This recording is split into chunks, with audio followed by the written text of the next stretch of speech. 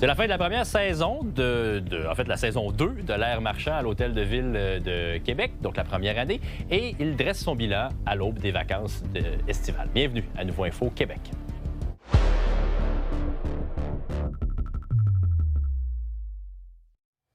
Bonsoir tout le monde, bon début de semaine. Bruno Marchand avait été réélu en novembre dernier avec une majorité écrasante et là, il revient, dresse son bilan sur les dossiers qui ont retenu l'attention depuis le début de l'année 2026. On a parlé bien entendu de tramway, d'itinérance, de logement, d'infrastructures. On s'entend qu'à Québec, tout n'est pas présentement au beau fixe. Il y a même quelques feux rouges. Voici l'entrevue qu'il a accordée à mon collègue Mathieu Boivin. Monsieur le maire, c'est la première saison politique complète depuis votre élection. Oui. On va passer une coupe de dossiers. Vous allez me dire ce qui est au vert, au jaune ou au rouge. OK, c'est bon. Le tramway. Au vert. Tout va bien. Bien, tout va bien. C'est pas parfait. Quand on ouvre des rues, il y a des entraves, il y a des conséquences, ça brise le quotidien. Mais tout va bien par rapport au fait que le financement est présent du fédéral à la hauteur de ce qu'on souhaitait. Les travaux sont accélérés pour diminuer les risques. L'économie va bien. Puis la communication, on a réussi à instaurer une communication qui fait en sorte qu'on traite le citoyen avec intelligence, c'est proactif, c'est au vert. L'itinérance? Ah, c'est au rouge parce qu'il y a trop de monde dans la rue. C'est au rouge tant qu'il y aura quelqu'un dans la rue, mais c'est au rouge aussi parce qu'on les connaît, les solutions. Pêche, les organismes communautaires et d'autres, ce qu'ils font, ça marche. On sort du monde de la rue, mais on n'en sort pas assez. Il est temps qu'on passe en vitesse supérieure. L'accès au logement, l'abordabilité? Alors, je réponds en deux. Sur le plan de l'abondance, pour avoir une diminution de la hausse des prix, il faut avoir des apparts disponibles. On n'a jamais construit autant à Québec. On a des bons chiffres, on est des champions de la croissance au Canada. Ça, c'est vert. Sur le plan de l'abordabilité des logements, on espère que l'abondance va réduire la hausse des prix, mais il faut maintenant que le gouvernement du Québec et nous, on en fasse encore plus pour répondre aux besoins d'abordabilité. L'entretien des infrastructures? C'est un jaune orange. À Québec, on a un meilleur portrait qu'ailleurs. On a une capacité d'entretenir nos infrastructures, mais on est quand même en déficit d'infrastructures. Et pour la suite des choses, au Québec, il faut être capable de faire en sorte d'avoir un plan pour les 10-15 prochaines années. Puis ça, on a besoin du prochain gouvernement pour passer du rouge au jaune, puis ultimement au vert. La dernière fois qu'on s'est parlé dans ce contexte-là, je vous ai demandé qu'est-ce que vous allez faire dans votre super majorité au conseil municipal. Vous m'avez dit ça va me forcer à être meilleur à l'écoute. Monsieur Marchand, puis l'écoute? Ça va bien. Mais j'ai pas besoin nécessairement d'écouter tout le monde. Mettons que le chef de l'opposition dit quelque chose qui est faux. L'écouter, ça sert à rien. Si l'opposition sort des choses qui sont pas appuyées sur des faits, c'est pas de l'écoute, ça, c'est perdre du temps. Les attentes électorales, vous avez dit que tous les partis pouvaient prétendre des sièges dans la région de Québec. Le Parti conservateur du Québec, sa base électorale, c'est celle de votre adversaire, M. Stéphane Lachance. Est-ce que vous craignez une percée du Parti conservateur au Québec? Non. Les électeurs décideront. On verra qu'est-ce qu'ils présentent dans leurs idées, qu'est-ce qu'ils présentent dans leurs candidats. Présentement, c'est sûr qu'il y a beaucoup de candidats qui viennent de Choix FM. Là. Ça fait partie de leur niche. J'espère qu'ils vont être plus diversifiés que ça. Mais après ça, la démocratie, c'est des gens, puis je salue chaque personne qui se présente. Ce que j'espère, c'est qu'on est capable de le faire. Il y a certaines de ces personnes-là qu'on va être capable de passer à une vitesse supérieure, à un niveau supérieur, et qu'on quitte parfois certaines attaques personnelles ou certaines demi-vérités ou faussetés propagées. Je ne fais pas référence au Parti conservateur, mais il y a des candidats là-dedans, il va falloir qu'ils élèvent leur jeu. On vit dans une ville quand même extraordinaire. Quand on se compare, on regarde notre taux de chômage, on regarde notre économie, ça va mieux qu'ailleurs. Je pense qu'on inspire le monde, puis ça, c'est les citoyens de Québec qui le font. Honneur à eux, et je leur souhaite une magnifique vacances. On va tous décrocher, on va revenir avec le feu sacré pour notre ville qu'on aime profondément. On va tout donner. Merci, M. le maire. Je vous souhaite un bon été à vous aussi. C'est gentil. Bon, naturellement, si c'est l'heure des bilans et des vacances pour le maire de Québec, c'est aussi le cas pour son opposant politique, le chef de l'opposition à l'Hôtel de Ville, Stéphane Lachance. Et le chef de Respect citoyen est lui aussi revenu sur les derniers 8 mois de son parti, sur sa relation avec le maire Marchand et avec les fonctionnaires de la Ville de Québec. L'entrevue avec Félix-Antoine Audet. Bilan de l'équipe Marchand, vous me dites, ça passe ou ça casse. Tramway, travaux du tramway, ça passe ou ça casse? Les choses avancent comme il l'avait dit, mais on verra par la suite. Vous savez que la décision finale se fera en 2027. Alors, en fonction de ce que la CDPQ Infra va arriver, est-ce qu'on va être capable de respecter le 7.6?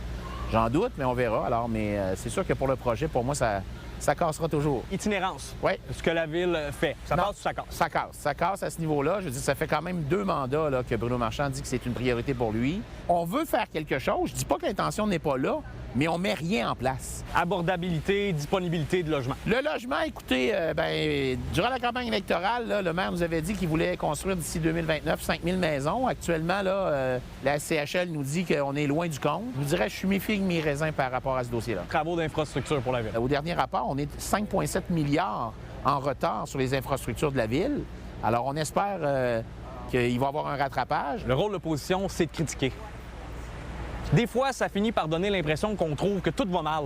Est-ce que ça va bien des fois à Québec? Est-ce que c'est une ville où il fait bon vivre quand même? C'est pas juste critiquer l'opposition, c'est aussi questionner, c'est aussi lever la main en tant que tel pour avoir plus de détails. Parfois, c'est parce que ça nous a pas été expliqué clairement, puis on veut avoir plus de détails sur la façon de faire. Nous, on propose souvent des solutions, mais c'est à la ville ils sont au pouvoir, ils sont majoritaires. Alors, c'est de voir de quelle façon ils veulent utiliser ça. J'aimerais parler de votre relation avec le maire Marchand. Disons qu'il y a eu des hauts et des bas.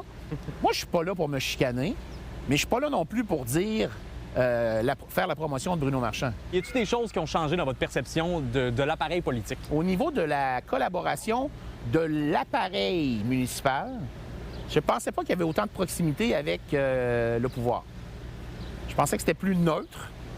Donc, vous trouvez qu'essentiellement, chez les fonctionnaires, il y a du biais, là. Contre vous, pour Marchand, les deux? Non, c'est pas contre. Je dis pas contre, mais je pense que le parti au pouvoir, c'est comme ça que je vais le dire, ils ont peut-être plus de facilité. Et de façon générale, on a quand même un bon service de la part des fonctionnaires.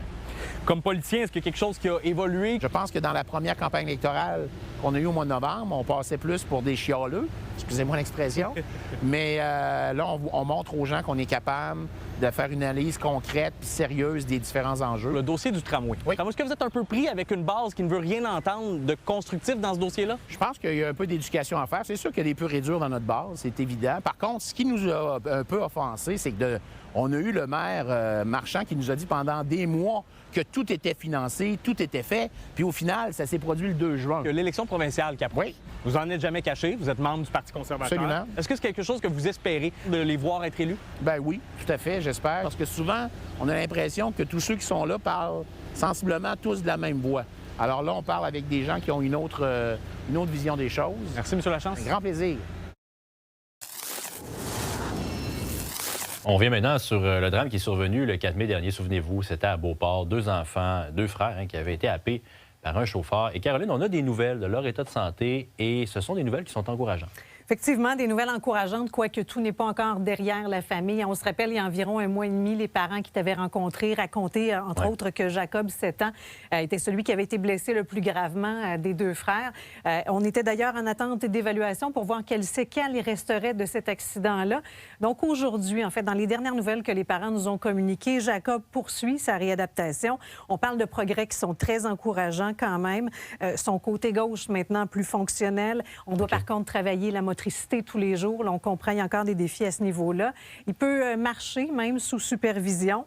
Et là, ce qui s'en vient pour lui, entre autres, une intervention pour replacer la partie de la boîte crânienne qu'on avait dû lui enlever à la suite de l'opération quand même. Donc, il y a du travail au niveau cognitif également qui sera à faire, mais déjà, les spécialistes se disent très encouragés de ce qui a été très impressionnés, en fait, là, des progrès qui ont été faits.